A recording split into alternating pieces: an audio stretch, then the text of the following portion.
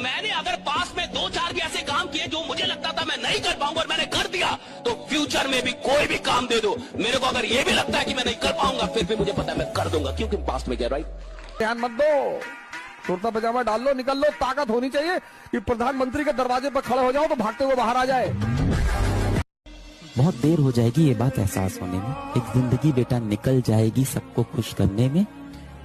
जो खुश हो भी जाएंगे वो कभी आपके अपने नहीं होंगे, और जो आपके अपने हैं वो आपसे कभी खुश नहीं होंगे। अभी समझ नहीं आएगा, लेकिन 5 साल बाद जब आप मुड़ के देखेंगे तब ये नहीं आना चाहिए मन में, अरे यार काश मैं ये कर लेता। वो काश वाली जो फीलिंग है ना, वो बहुत बुरी फीलिंग है, रिग्रेट वाली, कि मेरे पास समय था, मेरे पास अपॉर्चुनिटी नहीं थी, मैं बना लेता, लेकिन कर लेता काश में।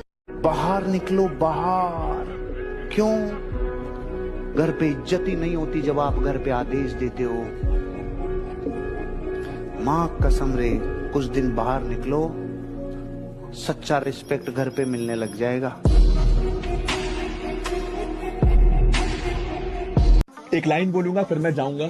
खुल जाएंगे सभी रास्ते, तू रुकावटों से लड़ तो सही।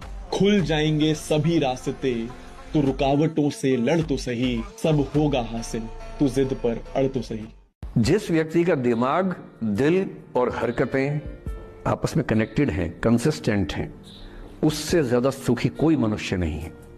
इसलिए मैं अक्सर कहता हूं कि आप खुश हैं या नहीं, इसका सबसे बड़ा पैरामीटर यह है आपका दिमाग, आपका दिल, आपकी हरकतें, आपके एक्ट्स अगर कंसिस्टेंट हैं, कोहेरेंट हैं, कनेक्टेड हैं, इंटीग्रेटेड हैं, तो आपसे ज्यादा सुखी कोई नहीं है।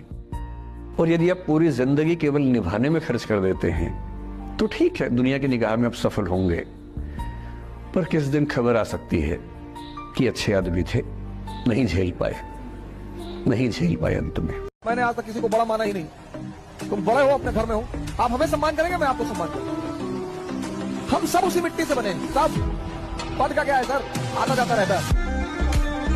तो इस लड़के ने मुझसे कहा कि सर किताब खरीदें कि कट्टा खरीदें। मैंने गर्लफ्रेंड है, हाँ अभी तक नहीं बनी।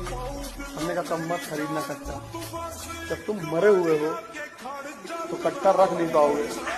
और मेरा अपना एक जीने का ढंग है, वो मेरे फादर ने मुझे सिखाया है। एक तो उन्होंने सोचना सिखाया, दूसरा उन्होंने देखना सिखाया। उन्होंने कहा शक्ति के सिवा कहीं भी ध्यान लगा रहे हो तो अपना टाइम वेस्ट कर रहे हो, क्योंकि सब कुछ शक्ति का बाई प्रोडक्ट है।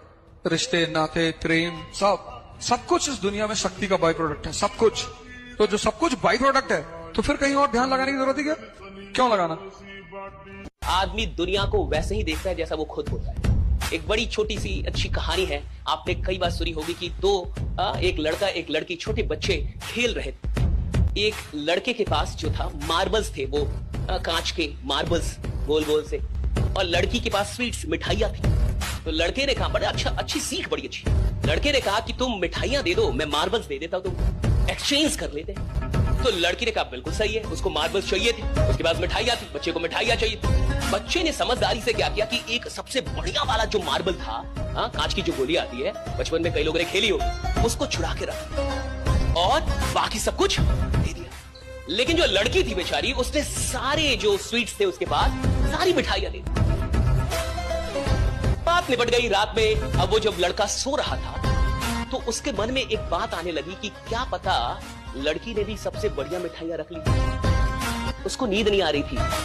वो ये सोच रहा था कि जैसे मैंने एक सबसे बढ़िया मार्बल रख लिया, क्या पता ऐसे ही लड़की ने भी सबसे बढ़िया वाली मिठाई रख ली, जबकि लड़की ने सब कुछ दे दिया। लेकिन इस आदमी के ये दिमाग में क्यों चल रहा है? क्योंकि ये बेईमान है।